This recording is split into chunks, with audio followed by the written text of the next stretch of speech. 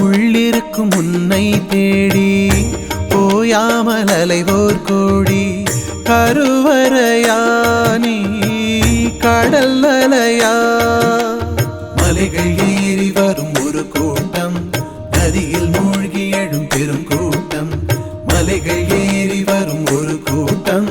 நதியில் மூழ்கி எழும் பெரும் கூட்டம் எம்மில் கடவுள் யார் தேடுகிறோம் பொய்யாயவரின் பின் ஓடுகிறோம் கண்ணை பார்க்க வைத்த கல்லை பேச வைத்த பெரும் தாயின் கருணை